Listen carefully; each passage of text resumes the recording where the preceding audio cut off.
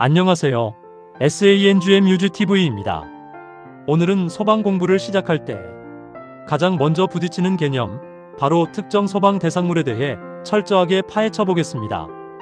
많은 분들이 이런 의문을 가지십니다. 우리 건물에 스프링클러가 꼭 있어야 하나요? 어디서부터 소화기를 의무적으로 놓아야 하나요? 이 질문들의 공통점이 뭔지 아시나요? 바로 그 답이 특정 소방 대상물이 무엇이냐에서 출발한다는 겁니다.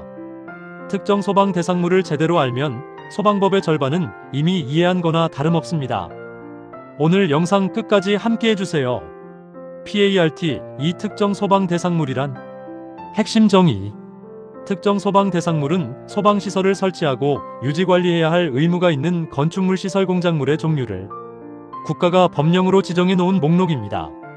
근거 법령은 아래와 같습니다. 소방시설 설치 및 관리에 관한 법률 시행령 별표 2 2025년 11월 25일 최신 개정본 기준 TIP 쉽게 표현하면 이런 종류의 건물에는 소방시설을 반드시 설치해야 해 라고 국가가 정해놓은 목록이 바로 특정 소방 대상물입니다. 왜 특정 소방 대상물인가? 우리나라의 모든 건물이 소방법 적용을 받는 건 아닙니다. 규모, 용도, 위험도에 따라 소방시설 설치 기준이 달라지기 때문에 국가가 기준 적용 대상을 특정하여 목록화한 것입니다. 화재 위험도가 높은 용도, 불특정 다수가 이용하는 시설, 피난이 어려운 취약계층이 이용하는 시설, 이 세 가지를 중심으로 30가지 분류가 만들어졌습니다. PART 30가지 분류 한눈에 보기. 다음 표를 보시면 전체 분류를 한눈에 파악하실 수 있습니다. 실무에서는 이 표를 반드시 외워두어야 합니다.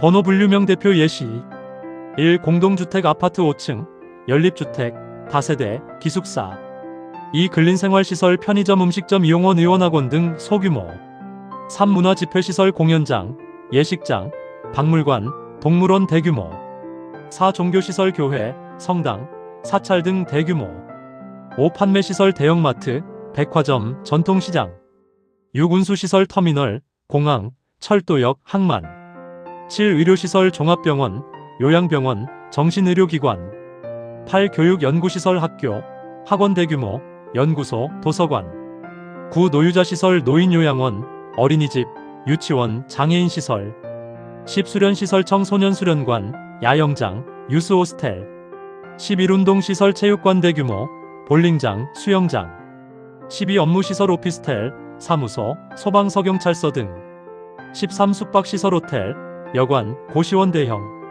14. 위락시설 유흥주점, 카지노, 무도장, 테마파크 15. 공장 제조가공 수리 공장 16. 창고시설 물류창고, 냉동창고, 물류터미널 17. 위험물시설 주유소, 고압가스 제조저장시설 18. 자동차 관련 주차장, 차고, 세차장, 정비공장 19. 동식물 관련 축사, 도축장, 온실 20. 자원순환하수처리장, 폐기물 처분시설 21. 교정군사 교도소, 구치소, 군사시설 22. 방송통신방송국, 데이터센터, 통신시설 23. 발전시설 원자력 화력수력 풍력 발전소, ESS 24. 묘지 관련 화장시설, 봉안당 25. 관광 휴게 야외 음악당, 휴게소, 공원 부속 건물 26. 장례시설 장례식장 27. 지하상가 지하 연속 상가 27. 터널 도로 방음 터널 28. 지하구 전력통신가스 수용 지하 인공구조물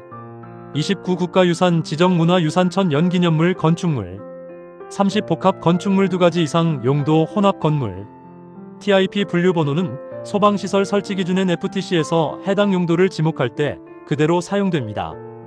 번호 자체가 언어입니다. PART 4 헷갈리는 사례 근린생활시설 vs 판매시설 같은 가게인데 왜 분류가 다를까? 편의점, 슈퍼마켓처럼 생긴 매장인데 어떤 곳은 근린생활시설이고 어떤 곳은 판매시설입니다. 왜 그럴까요? 기준은 바닥면적의 합계. 같은 건축물 안에서 해당 용도로 쓰는 바닥면적 합계를 기준으로 나뉩니다. 구분 근린생활시설 판매시설 슈퍼마켓 소매점 1000이 미만 1000이 이상 게임 제공업 인터넷 카페 500이 미만 500이 이상 주의 면적 기준은 같은 건축물 전체 합산입니다. 층이 달라도 같은 건물 안에 같은 용도라면 모두 합산합니다. 왜 이렇게 구분할까? 판매시설은 불특정 다수의 사람이 대규모로 몰리기 때문에 화재 시 피난 소방 모두 더 엄격한 기준이 필요합니다. 반면 근린생활시설은 소규모이므로 상대적으로 완화된 기준을 적용합니다. PART-5 헷갈리는 사례 노유자시설 vs 의료시설. 노인요양원은 의료시설일까요? 노유자시설일까요? 이 질문을 잘못 이해하면 스프링클러 설치 의무 대상을 완전히 잘못 판단하게 됩니다. 노유자시설 구호, 노인주거복지시설, 노인의료복지시설 요양원 등, 어린이집, 유치원, 장애인 거주재활시설, 노숙인복지시설, 의료시설 7호, 종합병원, 병원, 치과병원, 한방병원, 요양병원 의사가 의료행위를 하는 병원급, 정신의료기관, TIP 요양원 사회복지시설은 노유자시설, 요양병원 병원급 의료기관은 의료시설. 이름은 비슷하지만 분류가 완전히 다릅니다. 왜 중요한가? 노유자시설은 노인아동장애인처럼 자력 피난이 어려운 사람들이 이용하기 때문에 소방시설 기준이 의료시설보다 훨씬 엄격합니다. 간이 스프링클러 의무 설치, 자동화 재탐지 설비 기준 등이 모두 다르게 적용됩니다. PART-6 헷갈리는 사례 복합 건축물 오피스텔. 복합 건축물이란 하나의 건축물이 두 가지 이상의 용도로 사용되는 것입니다. 1층은 식당, 25층은 사무실, 6층 이상은 주거인 건물을 떠올려 보시면 됩니다.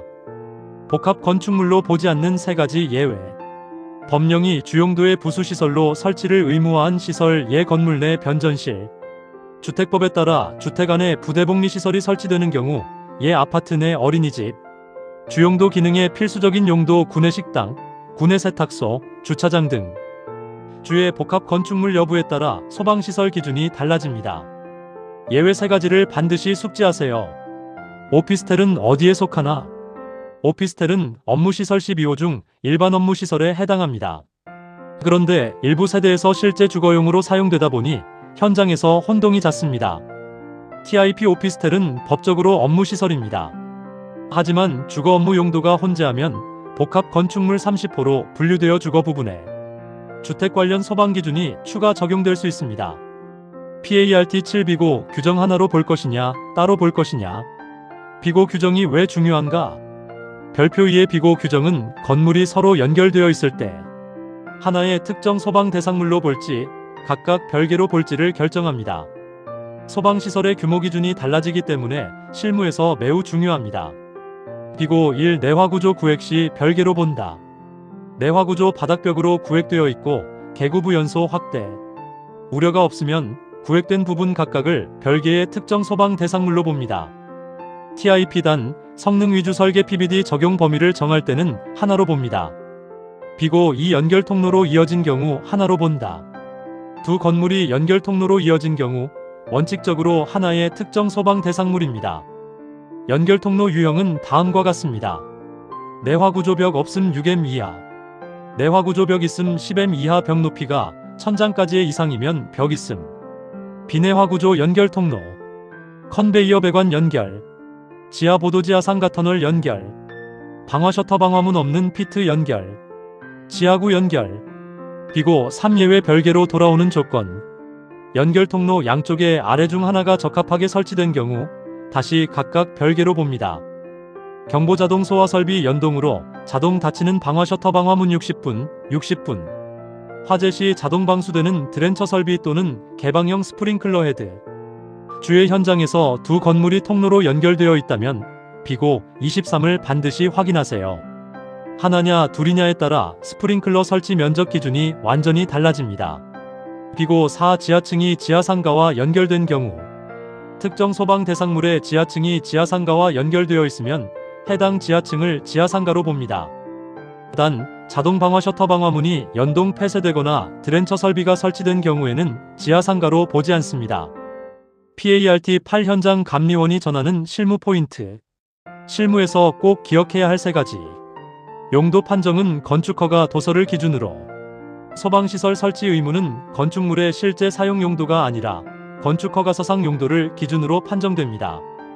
건물주가 임의로 용도를 변경해서 사용하더라도 허가 용도 기준이 우선입니다. 면적 산정 시 같은 건축물의 범위 확인. 2개 이상의 동이 지하주차장으로 연결된 경우 공동주택은 각각의 동으로 봅니다. 하지만 판매시설 등 다른 용도에서는 연결 방식에 따라 하나의 건물로 볼 수 있으니 비고 23을 반드시 확인하세요. ESS 전기 저장 시설은 발전 시설로 분류. 요즘 급증하고 있는 리튬 나트륨 레독스 플로우 계열 2차 전지 ESS 20kWh 초과는 발전 시설 23호 마목에 해당합니다. UPS도 마찬가지입니다. 최근 ESS 화재가 잦아 소방 당국의 주목을 받고 있는 분야입니다. TIP 감리 현장에서는 설계 도서에 특정 소방 대상물 분류가 맞는지 가장 먼저 확인하세요. 용도 분류가 틀리면 그 위에 세워지는 소방설비 설계 전체가 흔들립니다.